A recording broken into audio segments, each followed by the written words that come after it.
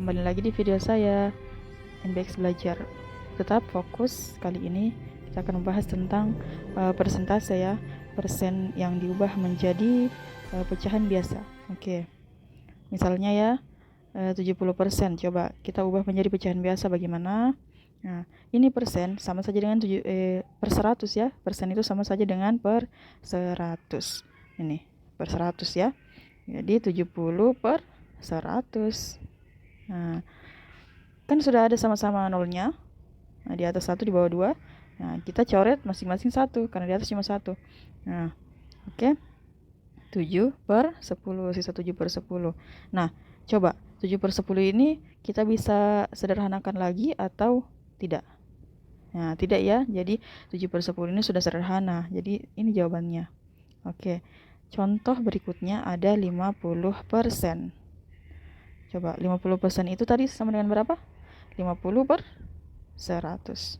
50 per 100. Nah, persen itu per 100 ya. Jadi oke. Jadi sisa 5 per 10. Nah, coba kira-kira 5 per 10 ini masih bisa disederhanakan atau tidak? Bisa ya.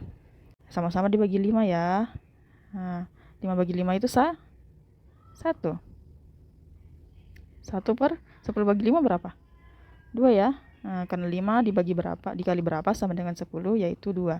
5 dikali 2 sama dengan 10. Jadi 2 jawabannya. Oke.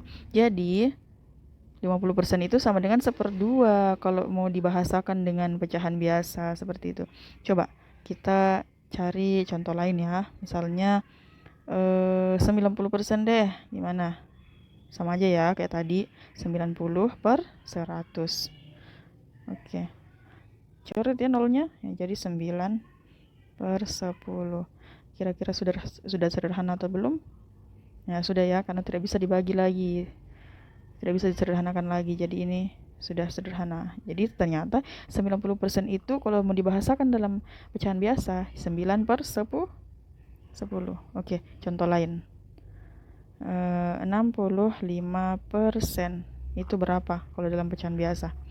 Nah, kita tahu bahwa persen itu artinya per 100, jadi 65 per 100. Nah, bagaimana cara menyederhanakannya kalau tidak ada nol di atasnya? Kita dengan menyederhanakannya dengan pembagian ya. Oke. 65 dibagi berapa? 100 dibagi berapa? Harus masing-masing sama. Nah, ternyata 65 dibagi 5. 100 dibagi 5 juga berarti. Nah, 65 bagi 5 itu kan 13 karena seperti ini.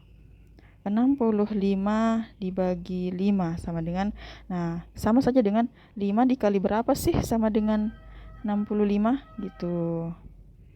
65 bagi 5 itu sama saja dengan 5 dikali berapa sih sama dengan 65? Nah, bagi berapa? Dibagi 13. Dikali berapa? Dikali 13 ya. Jadi 5 kali 13 sama dengan 65.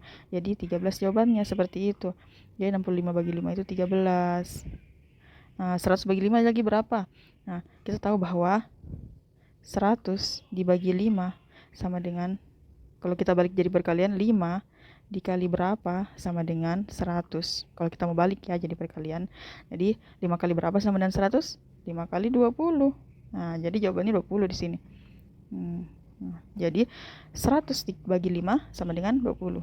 Nah, jadi ini jawabannya. Bisa disederhanakan lagi tidak? Nah, tidak ya, karena 13 itu bilangan prima.